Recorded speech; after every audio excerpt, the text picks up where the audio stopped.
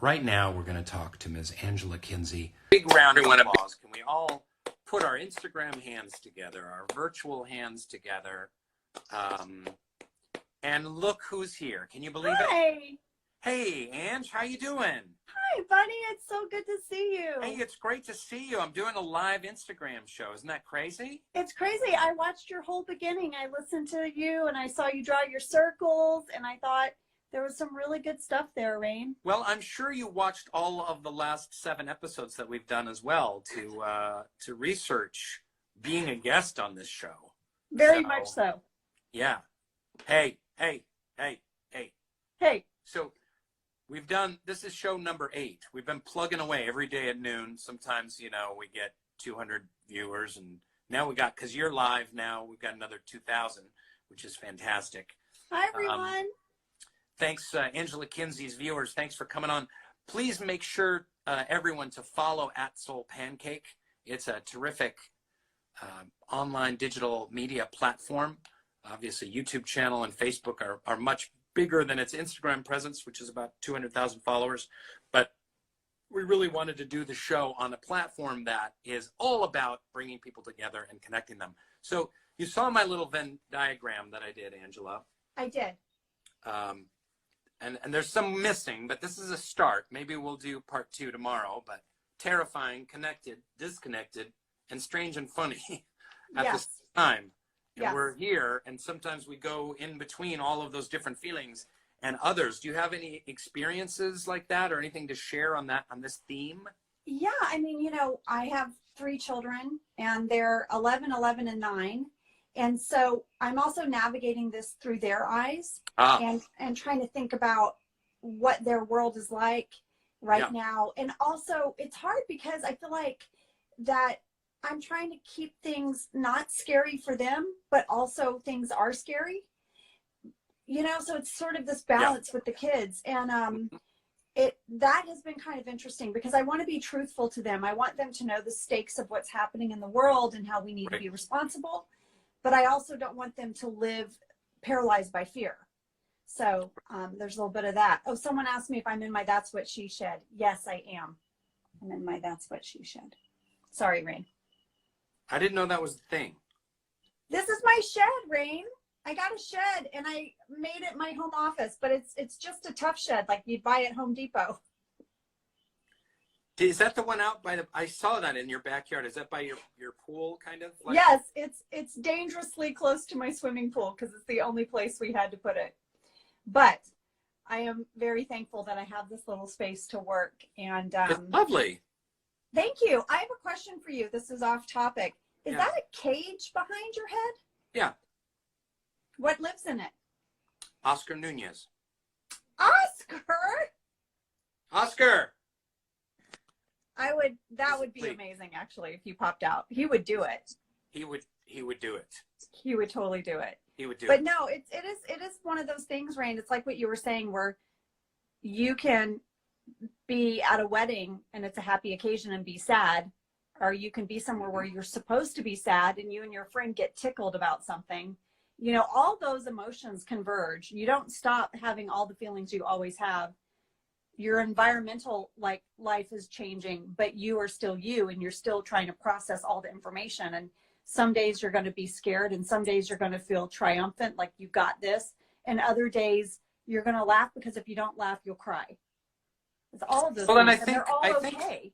I think society kind of tells us what we should be feeling. And I think the source of a lot of, you know, I've suffered a lot in my past from anxiety and depression.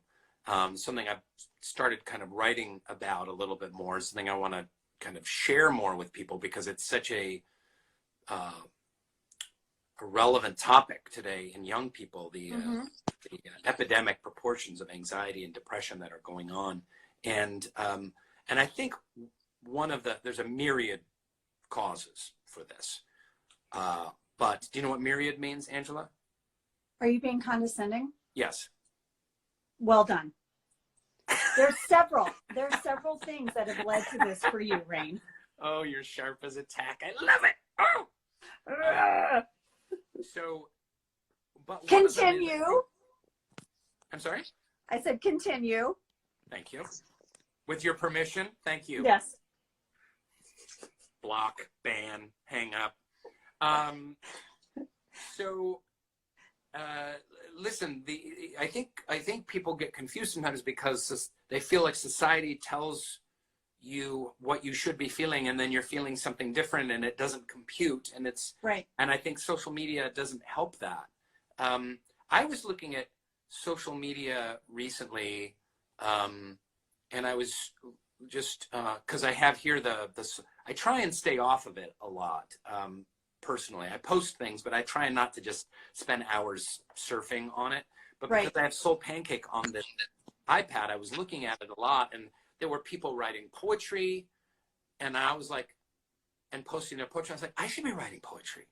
And there were people taking photographs of like birds in the spring. I'm like, yeah, I should be taking photographs of birds in the spring. And there were people like doing crafts, and then there were people working out, people doing yoga, and I was like, I should be doing that. I should be doing that. If that's what your social media was full of, I would call you and be like, are you okay? What do you mean? Are you okay? If you saw me doing that on social media? Like if your social media all of a sudden became arts and crafts and photos of birds, I'd be like, Rainn, do I need to come over? You know that I have an inner hippie in me.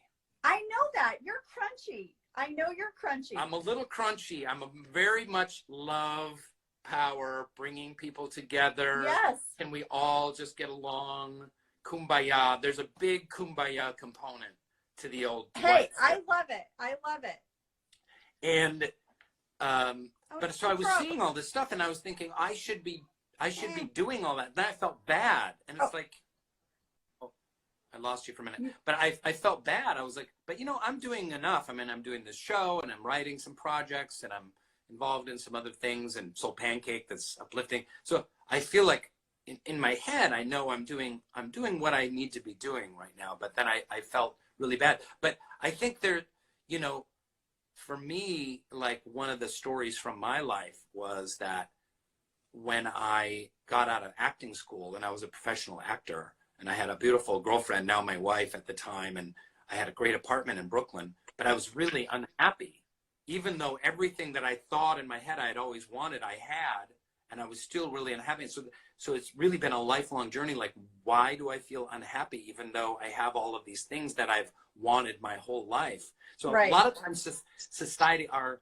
inner experience doesn't match up to what our externals are. You know what I mean? Do you have any experience like that?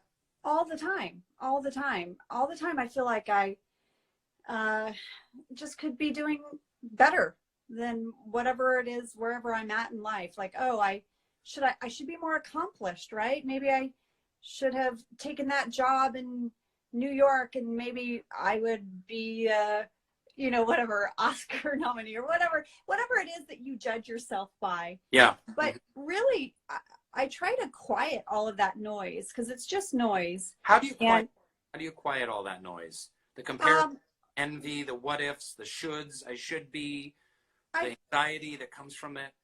I try to, one of the things my dad, when he was alive, he would share with me is how he would deal with stress is he would go out and do something with his hands and kind of get connected back into his body and out of his head a little.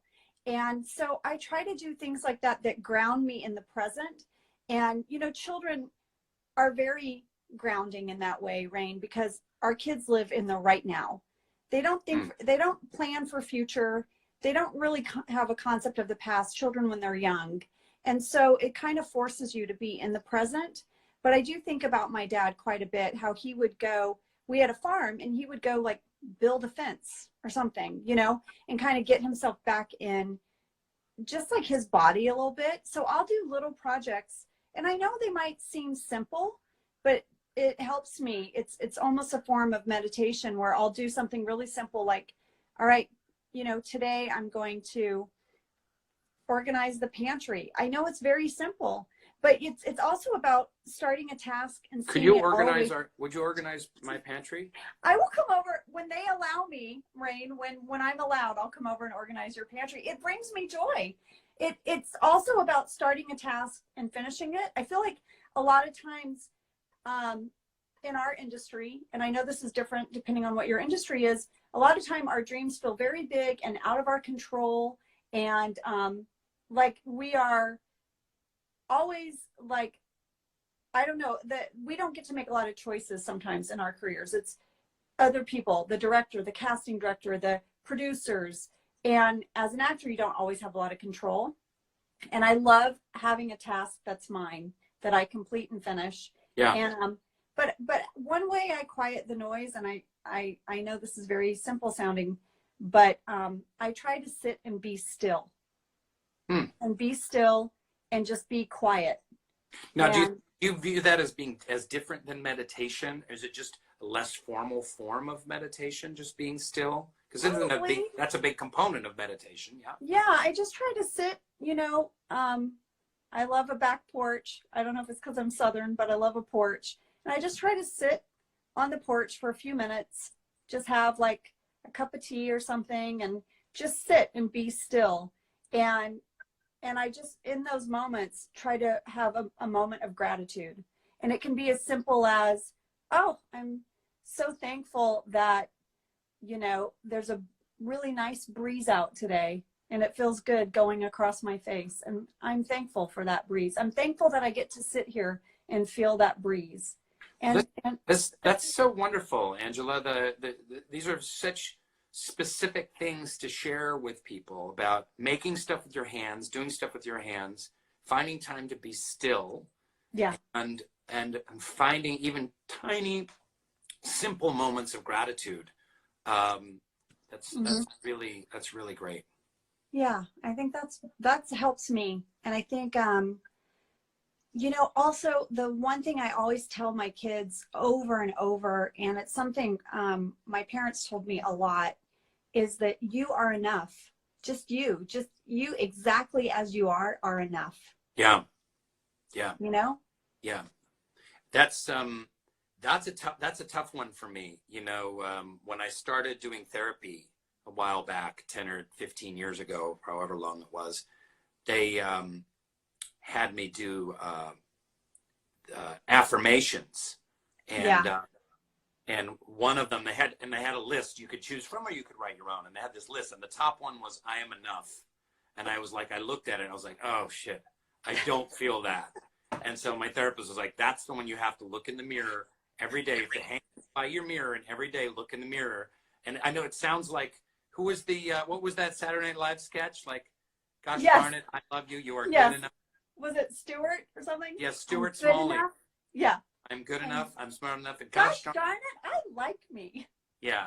From the former Al Franken, the former senator from Minnesota. But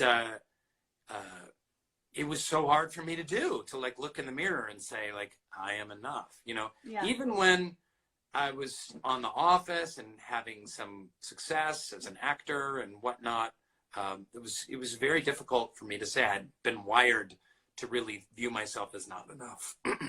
Well, you are enough, mister. Oh. And you know what I think? I think it's actually very hard for people who are smart asses. And you and I are both kind of smart asses. We're a little smart. So sometimes when I've seen sort of affirmations like that, I'm like, oh, please. Like, right. You know? And instead of just like saying, all right, step out of yourself for a minute, smart ass. Yeah. And let some of this message get inside. Because I am like down the middle. I am half kumbaya. Yes. Half cynical smartass. I know. So there's this I love you so much. Yin-yang battle between the two. Yes. I know. Me too. Yeah. You are a beautiful human being. Well, I love you so much, Rainn. I'll come back anytime. I'll come back. Do you want me to be on your stupid podcast? Yes. Will you be on my stupid podcast with Jenna Fisher? Who? Jenna Fisher. You doesn't heard ring me. a bell. All right. Background actress? I hear my kids yelling. What are they doing?